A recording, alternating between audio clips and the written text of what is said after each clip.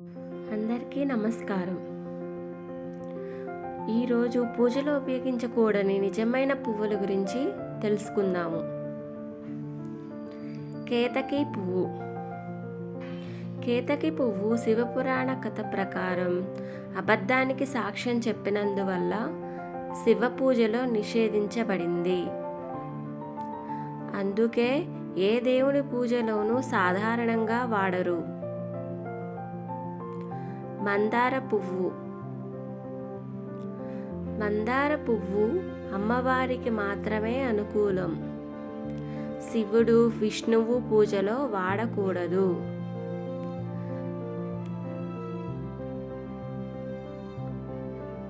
ఇలాంటి పువ్వులు దేవునికి సమర్పిస్తే పూజా ఫలితం తగ్గుతుందని నమ్మకం.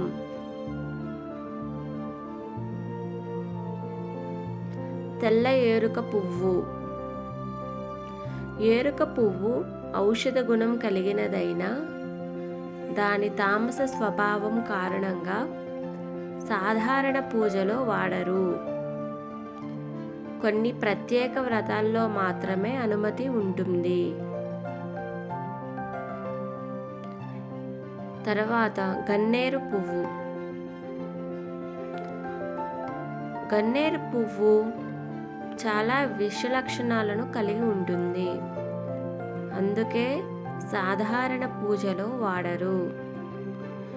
కొన్ని ప్రాంతాల్లో మాత్రమే ప్రత్యేక దేవతలకు మాత్రం సమర్పిస్తారు.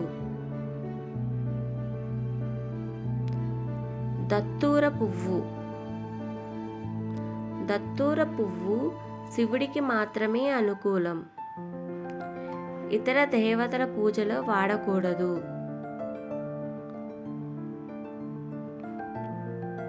విషపూరిత లక్షణాలు కూడా ఉండడం మరొక కారణం. తరువాత రాత్రి వికసించే పువ్వులు. ఉదాహరణకు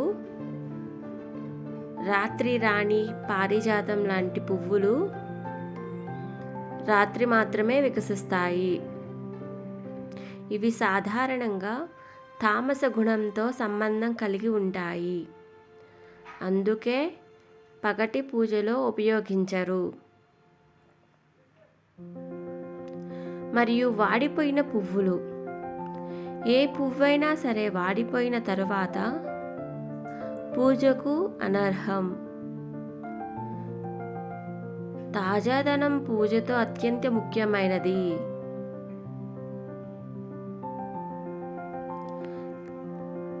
నేలపై పడిన పువ్వులు. ఒకసారి నేలపై పడిన పువ్వులు అపవిత్రంగా భావిస్తారు. అందుకే పూజలో వాడకూడదు.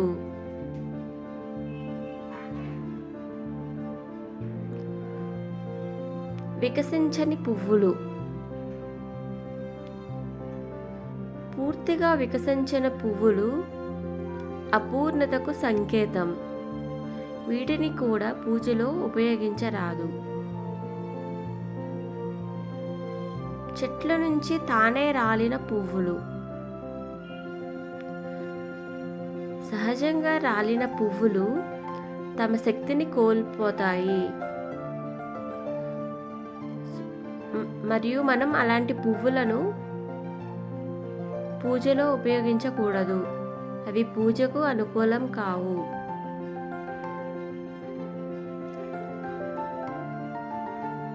ముఖ్యంగా మనం గమనించవలసిన సందేశం: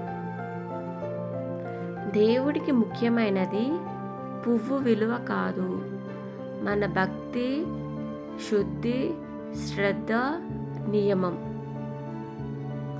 కానీ శాస్త్రాలకు విరుద్ధంగా పూజ చేస్తే ఫలితం తగ్గుతుందని పెద్దల విశ్వాసం. శ్రీమాత్రే నమః.